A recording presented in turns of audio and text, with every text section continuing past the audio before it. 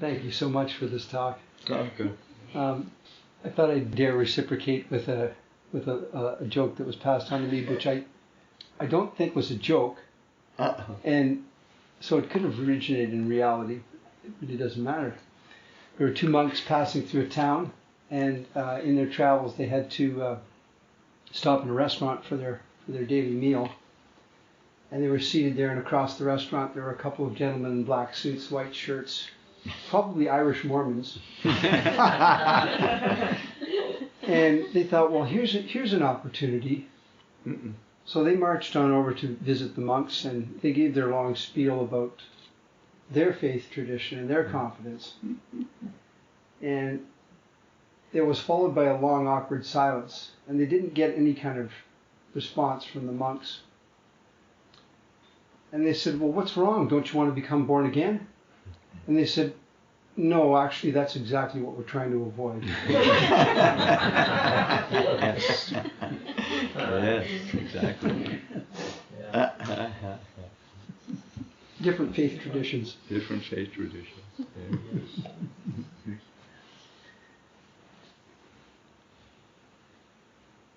Question for the Ajahns. Which is your preference, short grain rice or long grain? Sticky. Sticky rice? Sticky Japanese rice, or? That's most of us who have spent any time in northeast Thailand, that's what the farmers eat, and that's what you get a lot of. Well, Thailand rice is pretty good. Well, it's all you depends get. what. So it's good. It's hard to digest. Yeah, it's hard to digest. Is it? Yeah. More or less, you take what you get and you eat it. And you get through another If day. you eat too much, the afternoon disappears. It's good with salted fish, though, right? Yeah. Salted fish? Mm-hmm. Yes. It's good with rice. Occasionally you get salted fish, yes.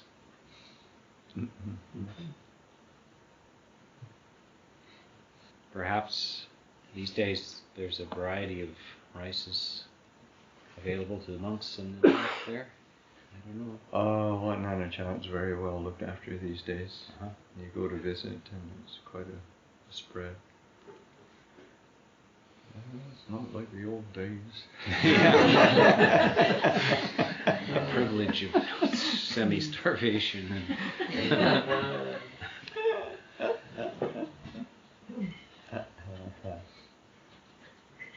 I was just kind of thinking about your short talk about friends, and just kind of, I've had some conversations here over the last few days of how people's friends have shifted, or how do you do that in a way that's not hurtful. I think you did a nice job of kind of saying, you're not judging them, you're just shifting. Yeah, you're not judging them, you're not shifting them, but also you have to be careful not to meet them on their ground. What does that mean? Well, I mean, in the sense that, how do you say, I mean, okay, they want to go off, whatever, drinking or whatever, doing things that you've kind of, you've just sort of grown past. And that's, it's just sort of having those boundaries, but then not turning anybody away either. Sometimes, say, as a monk, of course, then it's very clear. I mean, it's one of pretty clear. Yeah, I mean, it's very it's very clear you're doing something very different. Yeah.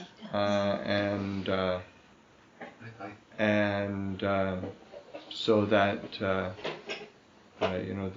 there's friends of mine who I still have contact with, and they want to have contact, but they're not totally interested in Buddhism, but they also want to draw close, and,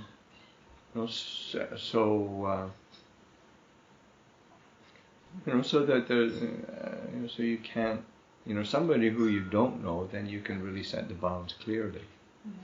somebody who you do know, then it's a bit more of a dance, so but again, I say having robes, and it's very clear I'm doing something very different. It's not like the old days, but I've been surprised that how, many of my friends do want to keep contact, and that's 40 odd. I remember I was just in Winnipeg and staying with an old friend of mine. We grew up together in Nepal, and then we were in university together, and then I haven't seen him probably for 6-7 years, and he's come to Baigiri, him and his wife come 2-3 times. I don't get back to Winnipeg very much because my parents aren't there anymore, or I'm not used to go through there to go up to the Paul. But anyway, we were talking with somebody, and they were saying, "Oh, you've been friends for most of your lives. How do you keep up that friendship?" And my friend answered immediately, said, "Oh, we don't keep it up. It's just but whenever we see each other, it's there." Yeah. It's really, because it's true. It's not something you have to work at. People are, you have an affinity, and they meet you, sort of where you are. You try to meet them where they are, and somehow you get along. Some friendships are like that. Some are based on what you do, and then that's a bit more difficult and tiring to and you oftentimes not very fruitful to try to keep up. So it's just sort of that recognition, and there's a certain loss that one feels, and same with family. There's a variety of we all have family, but a lot of them aren't that interested. There's exceptions. Mention Yaniko's parents. His parents are very interested in Dhamma, meditate, read Dhamma books. His sister's very supportive. She just had a child, so she wanted him to be up there to see the new baby and give a blessing.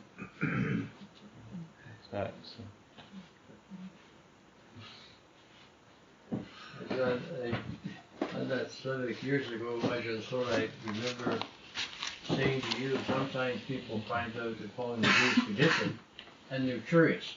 So, some 11 or something, they genuinely want to know what it is we're doing. And I remember kind of saying to you, I'm looking for something to explain to them in 1 or 2 minutes. And I think your answer was, when I find out, let you know. But it's a difficult thing to say to people, when they sincerely want to know it, and you have no precise way of explaining it. Yes. Tricky. Yeah, it is. Often better to let them fish for it. I'm sorry? It's often better to let them fish for it. Okay. Fish for it, Yeah, it's also like responding to them rather than trying too hard to make people understand. Yes. Let them take the initiative is what you're saying. Okay. Thank you. One thing I learned is you don't say it's about suffering that causes suffering. Yeah. I heard enough about suffering. Yeah. I learned that one.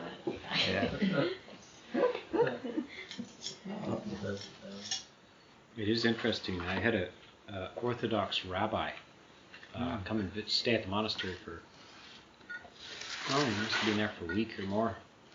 10 days maybe. And it was really I've never I've known I have Jewish friends and stuff, but never the Orthodox community, and especially an Orthodox rabbi. And he had found his way to meditation on his own, and then he'd found an essay I'd written on kind of characteristics of jhana and so forth online, and he had then got in contact with me, and he was very interested in this.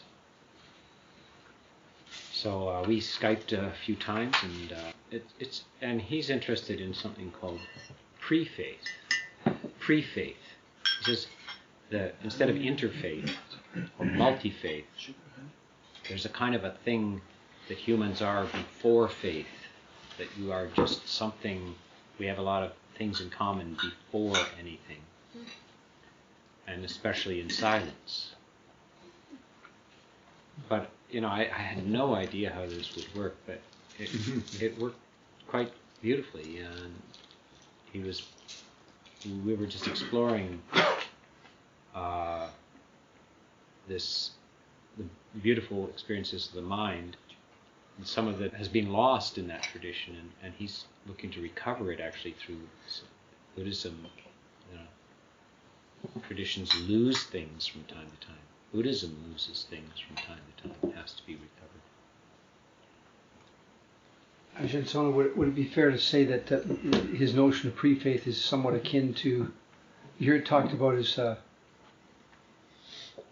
primordial knowledge or primordial consciousness or chitta? Yeah, something like Habasara. Something we've got. Sort of, the Buddha talks about this, the mind when unharassed returns to this state of luminosity or wealth, joy, and these are sort of primary default mode. And people encounter it in different traditions, their own luminous mind, and moments when you're not being harassed by your mind, usually, by your own mind. Self-harassment. When you stop doing that, people have luminous moments. And that's nothing to do with your particular religious condition, but it has such impact on you. Thank you. You do get that question not infrequently. It's like, I'm trying to tell my friends about Buddhism or my family, how can I say it in just a few words? Summarize it somehow, the essence. I was approached by a man a few years ago his grandfather was dying, and he wanted to know whether I thought it would be good practicing to sit by his grandfather's bedside and read aloud the Tibetan Book of the Dead. You like that one, too? So I asked him first, like, what was your grandfather's religious background? Well, it's kind of an indifferent Christian. Well, does he know anything about Buddhism? No, not really. Oh no, don't. Don't do that. We're thinking of clothes on an old guy dying. No cultural connection to that whatsoever.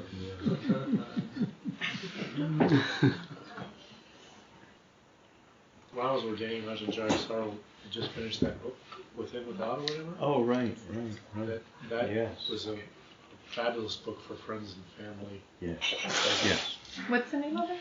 Within, Without, is it? Without, something like that. Without and within, within and without. Yeah. It's a book that he particularly wrote, and it's like series of questions and answers, trying to, people asking, posing the different questions that we tend to get, and explaining in a fairly succinct and simple, straightforward way. And I think it's very good. And it was because he lives all his time in Thailand, and he's been grumbling for years that there's no book to give people who come to Thailand. And like when tourists go to hotels to stay in The Bible. Yeah, they get Gideon's Bible. Yeah. There's nothing about Buddhism available in Thailand. That is, so other people got on board, and the government ministry got on board, and I don't know, they printed huge numbers, and I did pass them out, and are still, but it's a very well written book, with very good explanations and perspectives. I'm sure it'll be online as a say PDF, EPUB movie.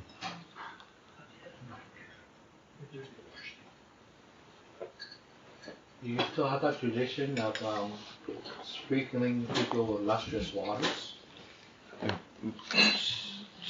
Well, oftentimes if there's some special occasion and people want to have that. Is this a special occasion today? No, this is a very ordinary occasion.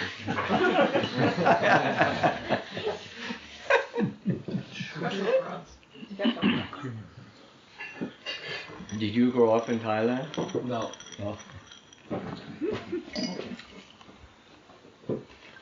I usually prefer the rain as lustrous waters anyway. Yes, we got the Devas doing that for us. And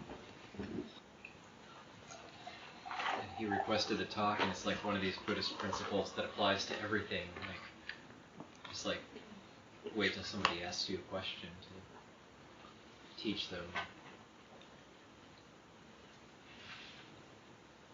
I always refer to that early sutta when the Buddha himself hesitates to teach and reluctantly does agree to teach, and that's a lesson for all of us. This is not going to be easy to communicate. It's subtle. Many will not understand, but there's a few, and that's why it's worth it. This business of the in your talk, the mind being kind of not so reliable and not so stable, and of course it should resonate with us.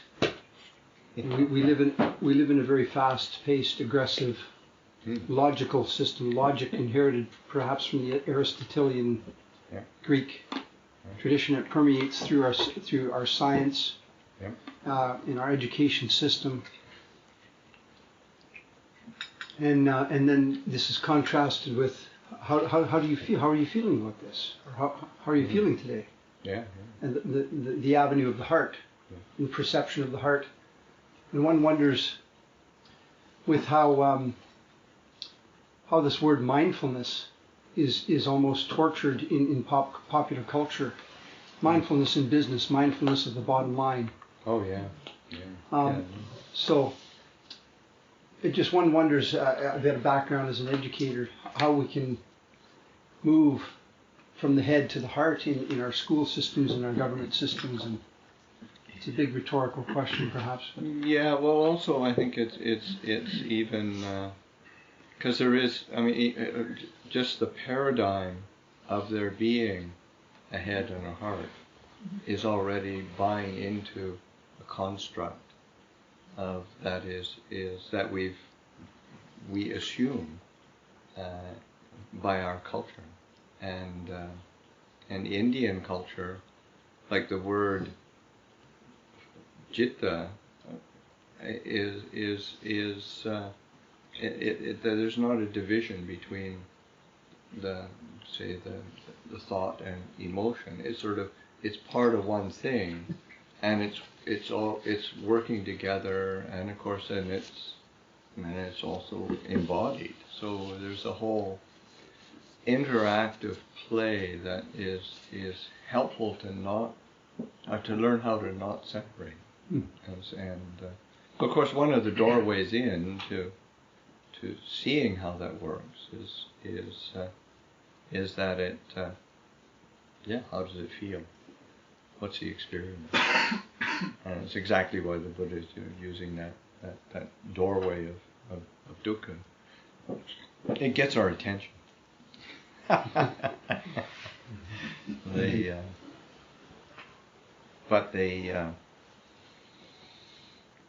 And the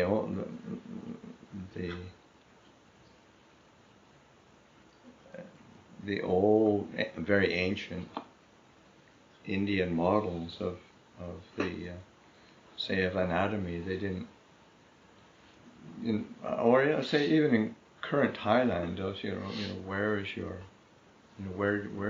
mind, and it'll be here. This is my mind. And similarly with say like in India, more or less. I mean, there was I think in the commentarial literature, sort of like what's up here is, I mean, that's where all your snot's stored. That's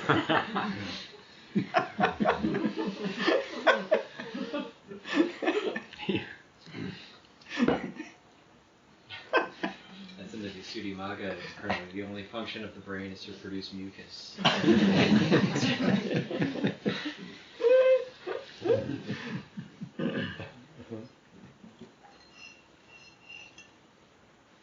Straight mind. It's very succinct, and that's a very useful mantra for me to carry out of this talk. Yeah. The straight mind. Yes. Thank you for that. That idiom really that stood out to me when I was reading that some time ago.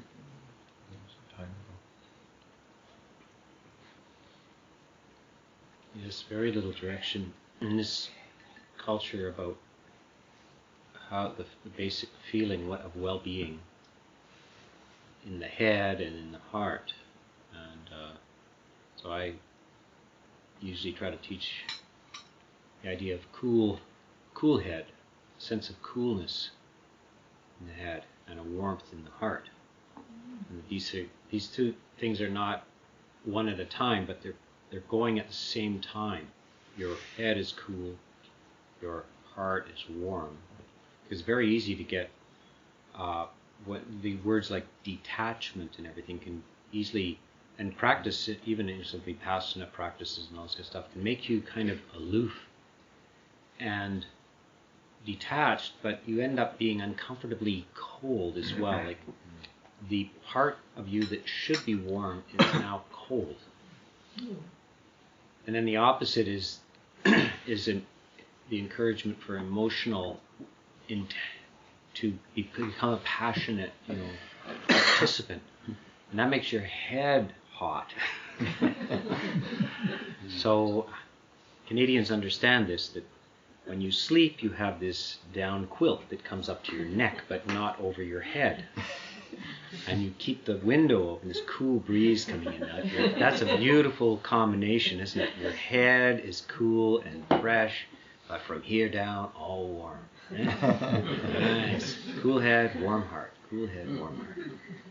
So your Canadian kids that you're educating, are you educating kids? Not these days, but yes, kids is mainly teaching. Yeah, you just give them that model. Yeah. It's very uncomfortable when there's too much emotion. We were talking about the brain there. Aristotle even had he couldn't figure out what the brain was for. He thought it was a radiator of heat. It was a way of getting rid of heat, excess heat, because he must have been worried a lot, like his forehead. This is the modern disease: is that your forehead is too hot because you're processing. Your little radiator is just going all the time, And that's not that the Buddha is. He always talks about this this sense of coolness, but at the same time he has this loving kindness. So if you get those nicely oriented, properly working together, then they should work like that. So if you do have this excess heat, you say, okay, that's not what needs to be there. That has to go. But at the same time, this is the human necessity to make it a meaningful existence, a worthwhile existence. This has to be warm. Nice. I'll ask a question for somebody who's kind of shy, but it came up a couple of days ago, and that was about in the present day in arahants, and what's your thoughts on whether arahants or enlightened beings exist today? And the person was kind of, asking who's an arahant and how do you know and things like that. Well, one of the things that they tend not to do is advertise. That's exactly what we talked about. And but yeah, it's more around the quality. Yeah, I mean, personally. You can look that way. Yeah, no, I mean personally, I don't have any problem believing that there still are arahants, and it's not as if they're,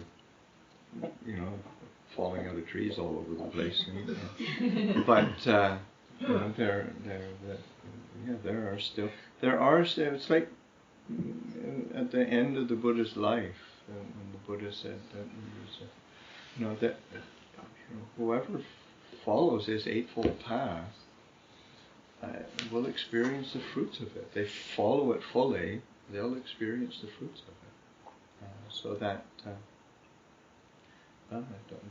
to me, it's not problematic having faith and confidence in that there are beings, and the ones that I've met that are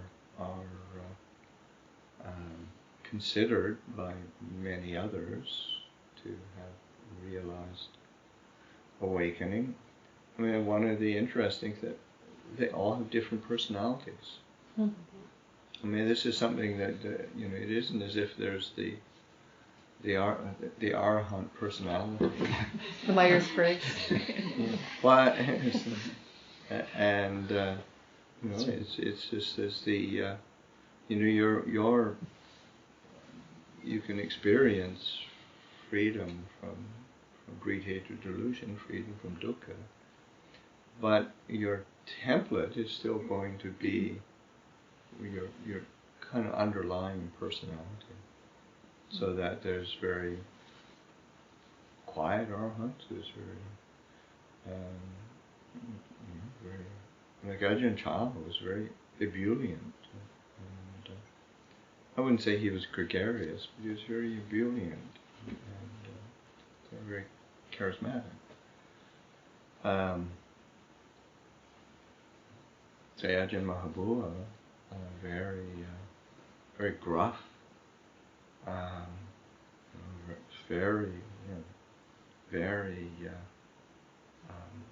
very forceful. Didn't suffer fools, and but also it's like George Sharp, the head of English Sangha Trust, when he went to Thailand to invite Ajahn Chah to go to England, and because the place that they had originally been established by them, and then the monk who'd had the most contact and continuity was an English monk who was living with Ajahn Mahabua. And so then, and Ajahn Mahabua, and he had also visited, I think about 2, 3, 4 years before that. And but he'd expressed and said, I don't want anything to do with the English monk. And but it's appropriate to go and ask. But anyway, he went there, and then George had met Ajahn Mahabua in England and found him gruff and blunt, and then he went to his monastery, and Ajahn Mahabua had said a couple things that were pretty forceful and direct, and George kind of lost it. You're supposed to be this great monk, but you always you speak so, and Ajahn Mahaboa's response was, he just laughed and said, yeah, that's what I do. What comes out of my mouth before it's really thought through, and it's just my temperament and personality. So there's nothing really behind it. But it was, it's just, and he wasn't offended or hurt or embarrassed, or it was just sort of, that's what. Yeah, Ajahn Mahaboa got criticized by Ajahn Mun for, it's like his approach to practice was just, it's like no subtlety. You just go and practice like a boxer. You go in there and just go slugging away. Yeah. That was, what kind of approach is that? But that's exactly what his temperament is. So there are different temperaments. Or even in the Buddha's time, my favorite one is Anuruddha, who is the Arahant foremost in knowledge of the different realms of existence. Is that true? Yeah. So he had knowledge of. He's a fully awakened Arahant, and all the complete knowledge of all the different realms of existence. And one day, the Buddha is sitting wherever, and Ananda comes, and of course they're all cousins as well. In the Buddha, Ananda, Anuruddha, they're all cousins. So then Ananda is complaining about Anuruddha and saying, the monks that are living with him are really poorly behaved. They're not behaving properly. They're not trained properly, and these problems are coming up in the Sangha. You should say something to him to get him on track again, so he'd be sorting out the Sangha matters and the Buddha is sort of poof. When has Anuruddha ever taken interest in things like that? It's just like people are. It's just he's kind of clueless. It's always been like that. Deva realms, Brahma realms, ghost realm, no problem. He's out there with knowledge, but here, not so much. This is where the lay community is an important support for the Sangha. To be a foil. Yeah. So there's different temperaments.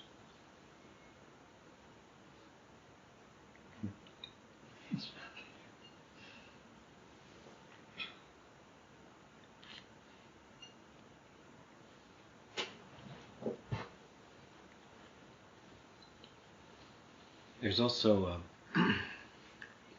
people want, especially in Thailand and maybe in other Buddhist countries, they're always speculating. Like the lay community is always speculating who's an arahant, who's this stage and that stage. And they can tell because he read my mind and all this kind of stuff. But if you look at the suttas, you see, like the Gosingawood Sutta, there's three monks living together in a very quiet, beautiful park, and there's a guy that keeps the gate, keeps people away. It's an ideal situation, and they're very polite with each other. When they go off to alms round, whoever comes back first sets out the trays and so forth, and they're just practicing together, and only after a while they start talking a little bit to each other, and then they discover that they're all arahants. They had no idea. So it's only after they talked and etc. that they So they're arahants sitting beside arahants, having no idea that the other guy's an arahant. So it isn't. There's no secret handshake or anything. And it's if an arahant cannot spot another arahant, then the speculation, lay people's speculation, is kind of a waste of time. But it's fun. Yeah. You can. Well, sorry. You can tell when someone's not.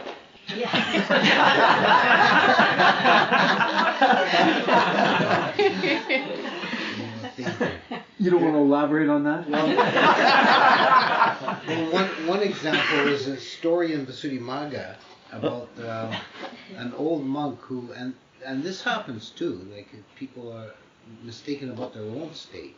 He thought he was an arhat, and he had a young disciple who looked up to him and believed that the old one was an arhat. Then at some point the young one went away and practiced on his own and actually did become an arhat and also developed psychic powers. And he saw that the old fellow was deluded, and out of compassion he wanted to help him, and he went back to see him, and he used his psychic power whilst they were conversing, he used his psychic power to conjure up a raging bull elephant that came charging at them, like mimic the image of that.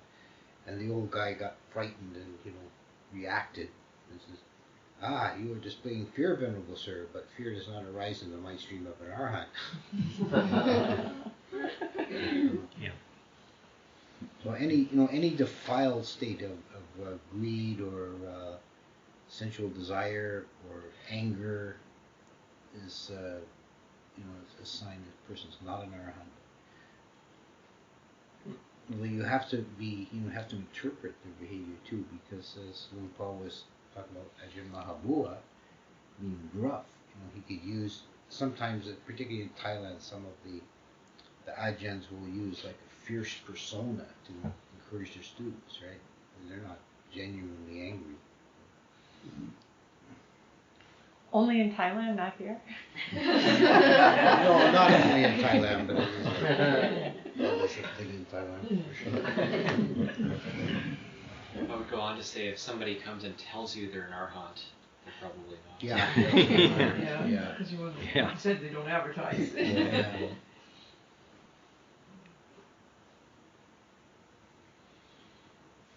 Ajahn Mahabua, one of his books is a story about the whistling arhat. Remember that? No, I don't remember that. There are some monks practicing in some remote place in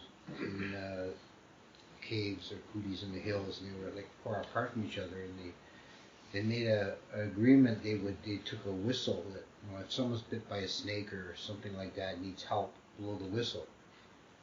And one night they hear the whistle blowing, and the other monks scramble up to the one who blew the whistle and he's sitting there and puts his hands and says, "Nothing's wrong. I just thought I would assemble everyone to tell you that last night I attained to arahantship."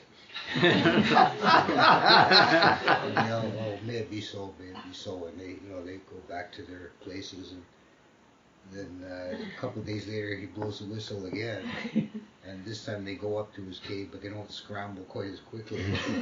And they get up there, he says, "I just wanted to tell you all I was mistaken."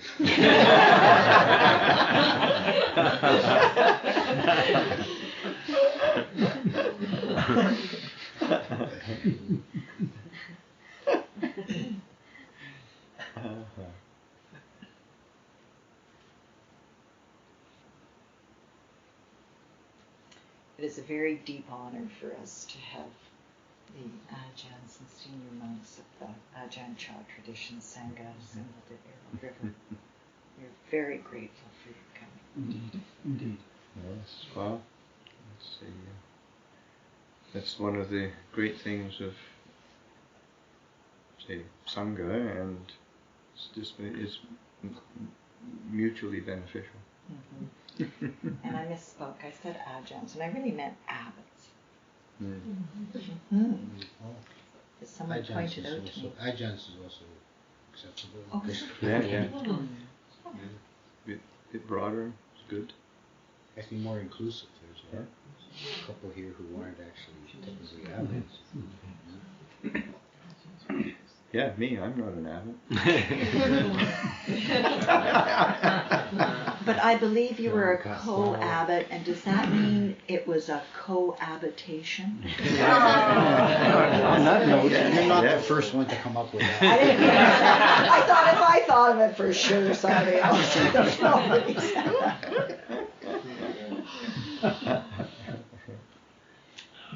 So true. All the good lines. Someone else's.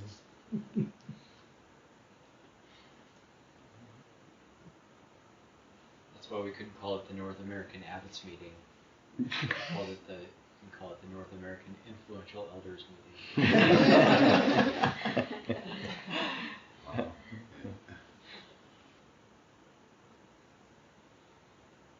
Okay, feels like it's winding down. Great, good to see you all. You too.